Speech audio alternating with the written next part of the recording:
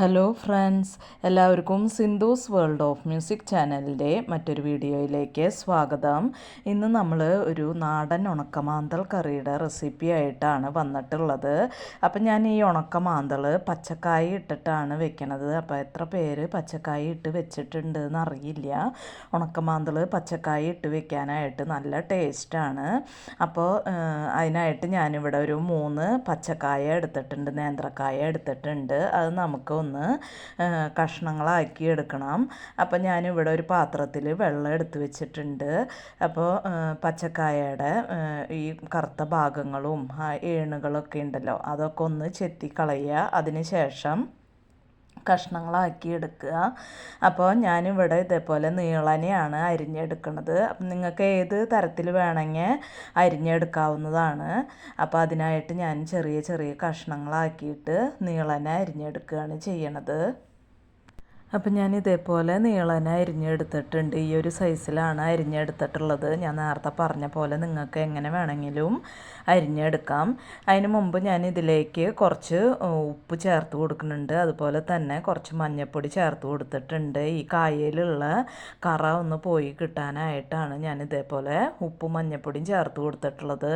ഇനി നമുക്ക് എല്ലാ കായും ഇതേപോലെ ഒന്ന് അരിഞ്ഞെടുക്കാം. അപ്പോൾ നിങ്ങൾക്ക് വേണമെന്നുണ്ടെങ്കിൽ 2 നേന്ത്രക്കായ ചേർത്ത് കൊടുത്താലും മതി. അപ്പോൾ എനിക്ക് ഈ മാന്തൽ കറിയിൽ കായ എടുത്ത് കഴിക്കാനാണ് എനിക്ക് കൂടുതൽ ഇഷ്ടം. അതുകൊണ്ടാണ് ഞാൻ 3 നേന്ത്രക്കായ എടുത്തിട്ടുള്ളത്. ഇത് വളരെയധികം നൊസ്റ്റാൾജിക്കായിട്ടുള്ള ഒരു കറിയാണ് കേട്ടോ. എന്നെ സംബന്ധിച്ച് ഞാൻ കല്യാണം കഴിയണായിട്ട് മുമ്പ് ഇത് എൻ്റെ വീട്ടിലുള്ളപ്പോൾ കുറേ വെച്ച് കഴിച്ചിട്ടുണ്ട്. പക്ഷേ സുനിലേട്ടനൊക്കെ ആയിപ്പോൾ ഉണക്കമാന്തൽ കറി വെക്കണത് ഇഷ്ടമില്ലാത്തത് കൊണ്ട് ഞാനിത് കൂടുതലായിട്ട് ചെയ്യാറില്ല. അപ്പോൾ എനിക്ക് ഭയങ്കര ഇഷ്ടമാണ് ഈ കറി ഉണ്ടെങ്കിൽ വേറെ ഒന്നിൻ്റെയും ആവശ്യമില്ല. ഇപ്പോൾ നമ്മൾ കായൊക്കെ ഇവിടെ നുറുക്കിയെടുത്തിട്ടുണ്ട്. ഇത് നമുക്ക് ഒരു 5 മിനിറ്റ് ഇതിൻ്റെ കറ പോകാനായിട്ട് വെക്കാം. അതിന് ശേഷം നന്നായിട്ട് ഇത് കഴുകിയെടുക്കാം. ഇപ്പം നമ്മൾ നേന്ത്രക്കായ ഇവിടെ നന്നായിട്ട് കഴുകി അതിൻ്റെ കറയൊക്കെ കളഞ്ഞെടുത്തിട്ടുണ്ട്. ഇത് നമുക്കൊരു ചട്ടിയിലേക്ക് ഇട്ട് കൊടുക്കാം.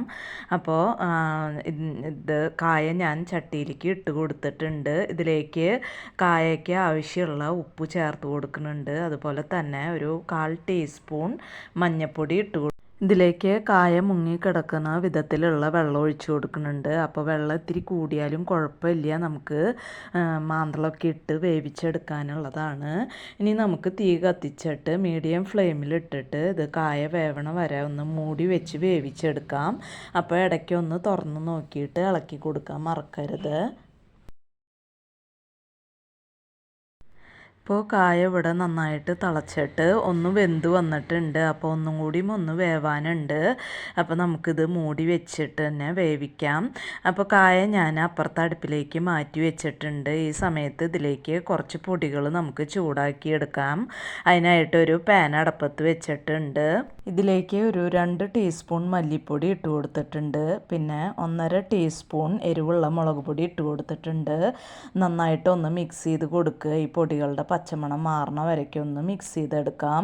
ഇപ്പോൾ പൊടികളുടെ പച്ചമണമൊക്കെ മാറിയിട്ടുണ്ട്. ഇത് നമുക്ക് ഇവിടെ മാറ്റി വയ്ക്കാം. ഇനി ഞാനിവിടെ ഒരു മിക്സിയുടെ ജാർ എടുത്തിട്ടുണ്ട്. അതിലേക്ക് ഒരു 2 പിടി തേങ്ങ ഇട്ട് കൊടുക്കുന്നുണ്ട്. പിന്നെ ഇതിലേക്ക് നമ്മൾ ചൂടാക്കി വെച്ചിട്ടുള്ള പൊടി ചേർത്ത് കൊടുത്തിട്ടുണ്ട്. ഇതിലേക്ക് കുറച്ച് വെള്ളം ഒഴിച്ച് നമുക്കിത് നന്നായിട്ട് പേസ്റ്റായിട്ട് എടുത്തിട്ട് വരാം. ഇനി ഞാനിവിടെ ഒരു പാത്രത്തിൽ കുറച്ച് പുളി എടുത്തിട്ടുണ്ട്. ഒരു നെല്ലിക്ക വലിപ്പത്തിൽ പുളി എടുത്തിട്ടുണ്ട്. അതിലേക്ക് കുറച്ച് വെള്ളം ഒഴിച്ചൊന്ന് കുതിരാനായിട്ട് വെക്കാം. അപ്പോൾ നിങ്ങളുടെ പുളി കുതിരാനായിട്ട് വിഷമമാണെങ്കിൽ ഒരു 10 മിനിറ്റ് മുമ്പ് ഇതുപോലെ വെള്ളത്തിലിട്ട് വെച്ചാൽ മതി. ഇപ്പോൾ നേന്ത്രക്കായൊക്കെ ഇവിടെ നന്നായി വെന്ത് വന്നിട്ടുണ്ട്. ഇനി ഞാനിവിടെ ഒരു 8 മാന്തൾ നന്നായിട്ട് കഴുകി വൃത്തിയാക്കി എടുത്തിട്ടുണ്ട്. ഇത് ഇതിലേക്ക് ഇട്ട് കൊടുക്കുന്നുണ്ട്. പിന്നെ നമ്മൾ അരച്ചെടുത്തിട്ടുള്ള നാളികേരത്തിൻ്റെ പേസ്റ്റ് ഇതിലേക്ക് ഇട്ട് കൊടുത്തിട്ടുണ്ട്. പിന്നെ നമുക്ക് കുതിർത്തിയിട്ടുള്ള പുളി പിഴിഞ്ഞത് ഇതിലേക്ക് ഒഴിച്ചു കൊടുക്കാം. അപ്പോൾ പാകത്തിന് പുളി എത്രയാണോ വേണ്ടത് അതനുസരിച്ച് നമുക്കിതിലേക്ക് പുളി ചേർത്ത് കൊടുക്കാം.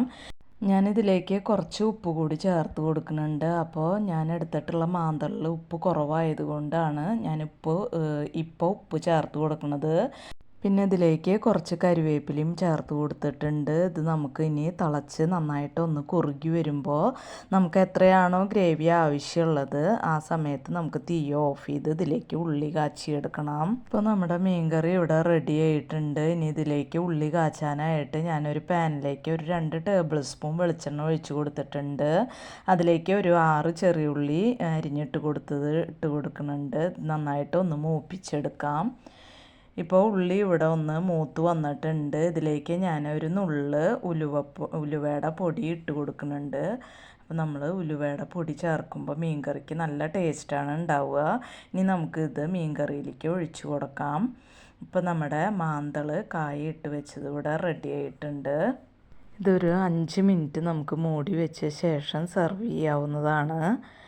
അപ്പോൾ ഇത്രയേ ഉള്ളൂ ഇന്നത്തെ ഉണക്കമാന്തൾ കറി ഇവിടെ റെഡി ആയിട്ടുണ്ട്.